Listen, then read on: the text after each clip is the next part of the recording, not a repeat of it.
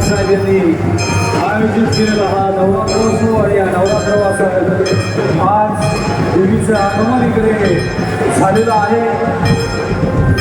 सगळ्या देवी भक्तांना, सगळ्या गरबा रसिकांना संकल्प प्रतिष्ठानच्या वतीनं उद्यापासून आपण या आपल्या दांडियामध्ये सायंकाळी ठीक 6:30 वाजता सहभागी व्हावं अशी तुम्हा सगळ्या गरबा रसिकांना विनंती करतो. आणि फ्री पासेससाठी तुम्ही मंडळाच्या पदाधिकाऱ्यांशी संपर्क साधू